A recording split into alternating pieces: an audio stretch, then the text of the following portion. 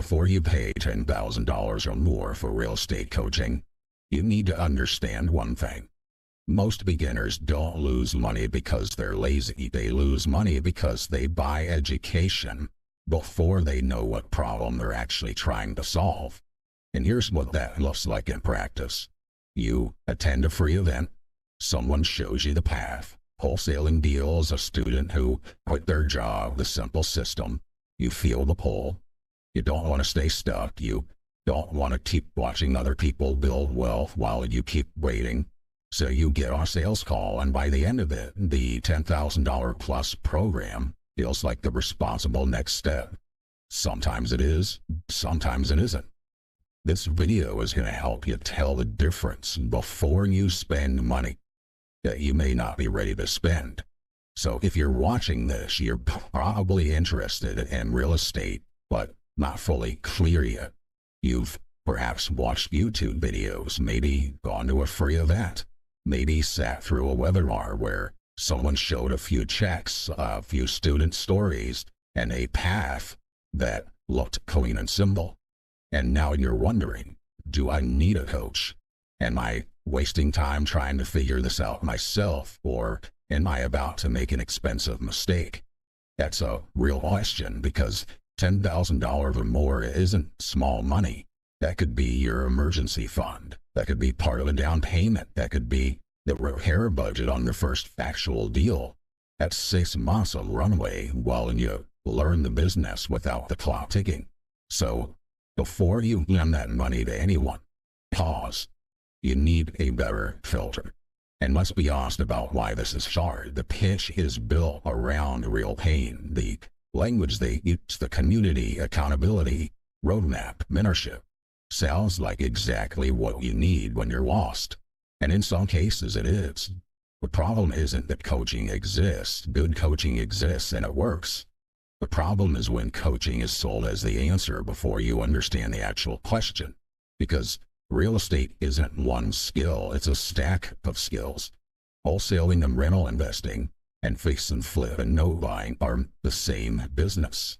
They have different risks, different capital requirements, different timelines, different personalities required to succeed. If you don't know which skill you're missing or which strategy you're actually pursuing, you can easily pay $10,000 or more to find out it solved the wrong problem entirely.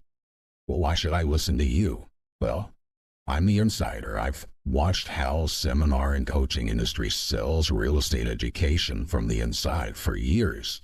I've seen what beginners are told, how they're moved from a free event to a high-ticket offer, and what gets left out of conversation before anyone pulls out a card. I've also seen the other side. Some people do need structure. Some people genuinely do better with a coach, with live deal review and weekly accountability that keeps them moving. But nobody should be paying a $10,000 plus program because they're scared, or because they're embarrassed to admit they don't understand the basics yet, or because a room full of people just stood up and walked to the back table and they didn't want to be the only one left in their seat. That's not a buying decision, that's a pressure response. So let's slow this down. Before you pay for real estate coaching, there are 4 things you need to know. Number 1, you need to know which strategy you're actually trying to learn. Now that sounds obvious, but it isn't. Wholesaling is a marketing and negotiation business. You're finding off-market sellers, putting properties under contract and assigning that contract to a buyer for a fee, often without ever owning the property. It's high activity, low capital, and it requires you to be on the phone and driving markets constantly. And rental investing is a different business altogether. You're analyzing cash flow, managing tenants, dealing with maintenance, and building long-term equity. It requires capital to acquire, patience to build, and a different set of skills that finding distressed sellers often needs. And fix and flip is construction management, plus deal analysis, plus resale timing, all that at once. With real money on the line every day, a house sits unsold. These aren't the same business, and a program built for one of them won't prepare you for the others. So the first question you need to answer is, before you talk to any coach, before you get on any sales call, is which strategy am I actually trying to learn? And does that program I'm looking at specialize in that? And is it in the market timing? If you can't answer the first part, you're not ready for the second part. And number two, you need to understand how deals actually get evaluated. And this is where most beginners are exposed. They know the dream. They don't know the math. A deal isn't good because the seller is motivated. A deal isn't good because someone on stage said the market is high. A deal is good because the numbers work after you account for repairs, holding costs, closing costs, financing, resale risk, then your margin of safety. Now here's a concrete example. A house is worth, say, $250,000 after repairs. It needs $50,000 at work.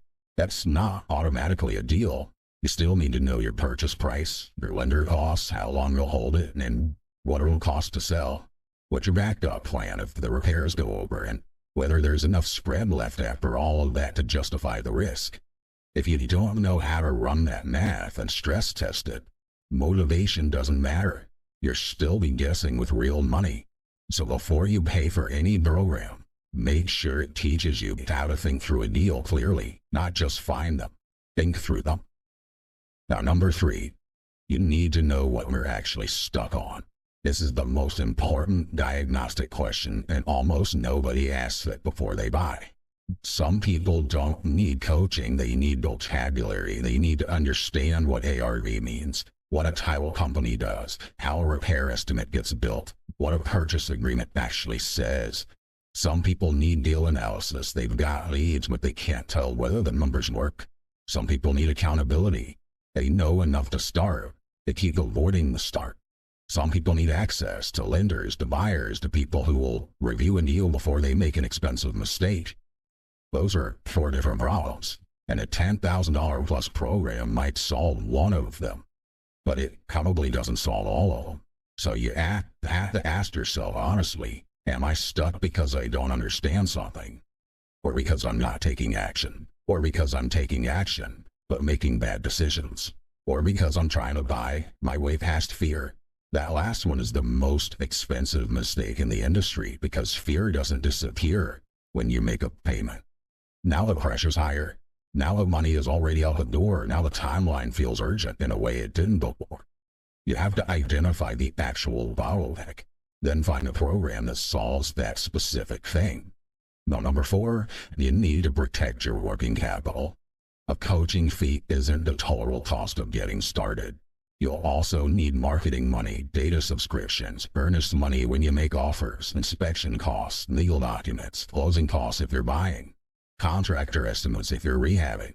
The most common trap in the industry is not bad coaching. It's beginners who spend their entire budget on education and then realize they don't have enough money left to actually operate. You pay $10,000 or more for the program. Then you find out you need another $3,000 for direct mail, or another $2,000 for software, another $500 for a data list. And now you're trained, but you can't move. And in real estate, cash gives you options. Don't spend all of it just to feel like you've started. Now, before we go any further, if you want help recognizing how the sales process works before you sit on a call, download the free Seminar Survival Guide at seminarinsider.com. It'll give you the right questions to ask before anyone gets on your card. Now, let me tell you what the pitch looks like, because once you see the structure, you won't be able to unsee it. They lead with the outcome, the check, the student who did a deal in 30 days, the person who quit their job after 6 months, the story of someone who just followed the system. Those stories may be real. Real doesn't mean typical.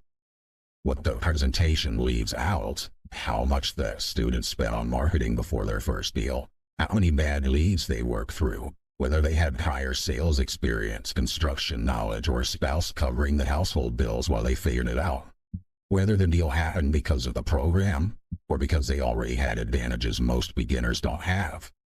The better question isn't, can this work? Real estate works. It works for a lot of people. The better question is, what would it actually take for someone in my specific position to make this work? That means your market, your budget, your available hours per week, your risk tolerance, your starting skill level, your ability to talk to sellers, run numbers, and stay consistent. through boss where nothing closes? That's the honest question. So here's a clearer path. Learn the basics first before you sit on any sales call. Understand the strategies, the math, the vocabulary, the common beginner mistakes. That knowledge should cost you very little. Pick one way, not every strategy. One. The one that fits your money, your time, your market, and your personality. Take some action before you invest heavily in coaching. Analyze 20 deals, call 10 agents, make your first offer. Prove to yourself that you can move, even imperfectly. Then, identify the actual bottleneck and only pay for support that specifically solves it. The standard is fit, not urgency, not social pressure, not only 3 spots left tonight. Does this program solve the problem I actually have right now? And can I afford it while still keeping enough capital to operate once I'm done? So before you pay $10,000 or more for real estate coaching, pause. Don't make a decision from fear. Don't make it because the room stood up. Don't make it because you're embarrassed to be the person who still has questions.